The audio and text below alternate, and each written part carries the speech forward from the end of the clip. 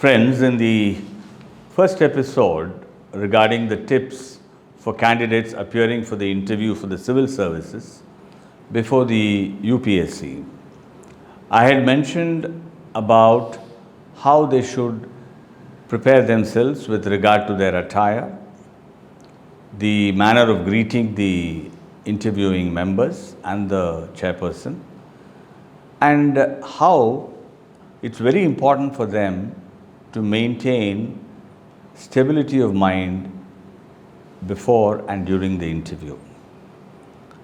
We now come to the second episode where I'll be giving a few more tips about what to do and what to be careful about during the interview.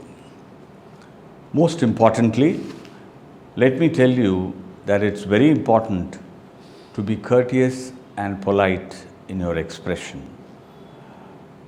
The chairperson and the interviewing members are people with a high standing in society, with long years of experience in government and in various walks of life.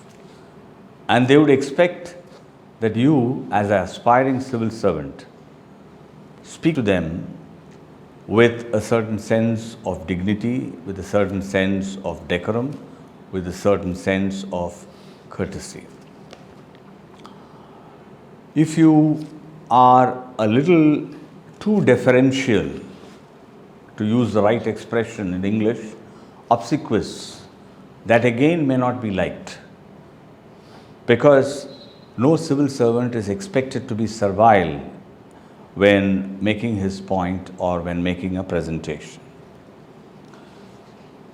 It's also useful to cultivate a certain level of fluency in expression.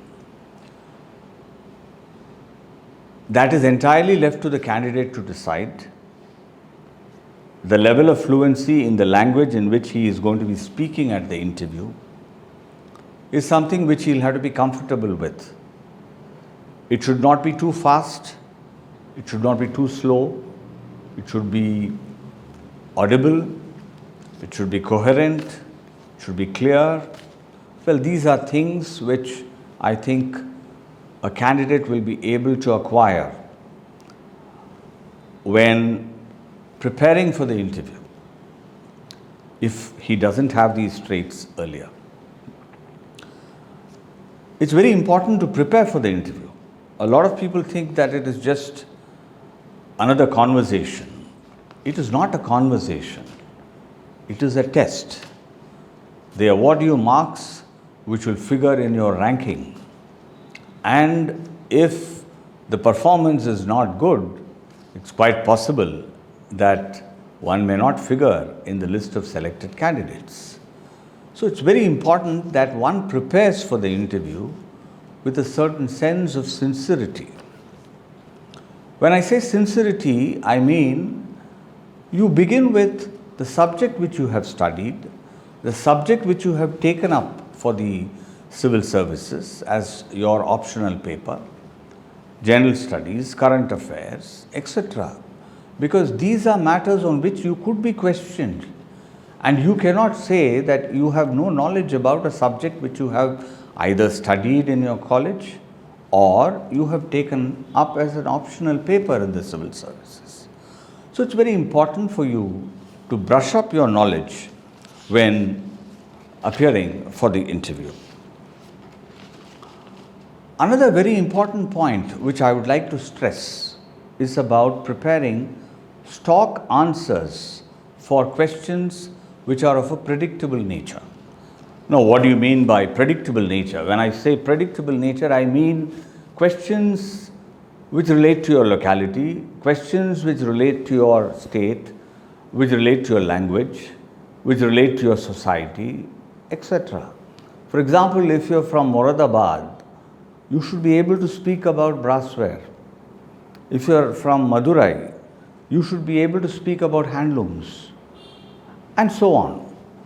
So some level of knowledge about the place from which you come is also very important. Always remember, you should speak with a sense of patriotism towards the nation, a sense of duty towards the people, and a sense of compassion towards the underprivileged.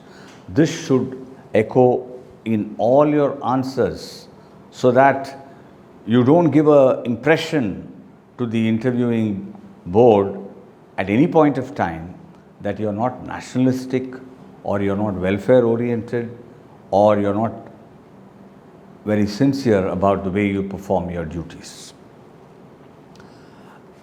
A general problem which comes up in most interviews is when the interviewing board tries to provoke the candidate, and they watch the reaction of the candidate and the way he expresses himself when disagreeing on a point, or when he has positions which are reasonably strong with regard to a particular subject. In those times, I think it's very important to maintain a sense of cool. It's probably better not to take extreme positions. One can probably disagree in case there is a strong sense of logic in your answer with what the interviewing expert is saying, but even then one must do it with a sense of politeness, cordiality, and courtesy.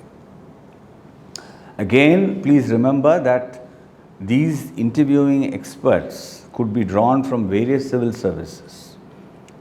While you might have opted for a particular civil service as your number one option, or number two option, or number three option, it's important not to decry any of the civil services which are listed for the examination.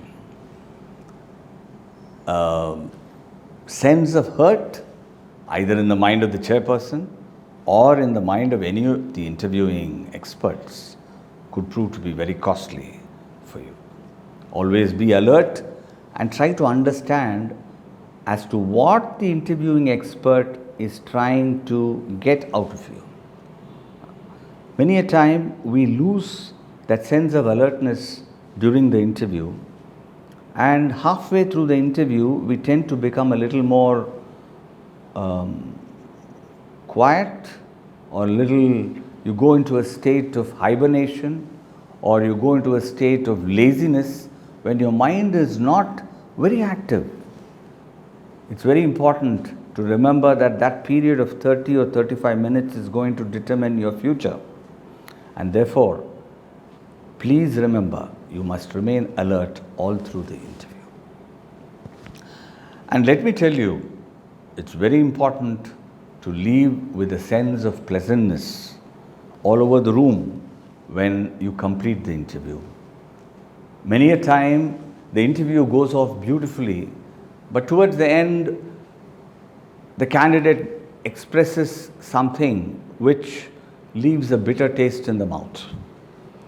The concluding remarks of the interviewing member or the chairperson, and the answers towards the close of the interview given by the candidate are very, very important. Please keep all this in your mind when you appear for the interview. We will continue with more episodes where I'll continue to give you tips about what you should be doing when appearing for the interview at the UPSC. Thank you.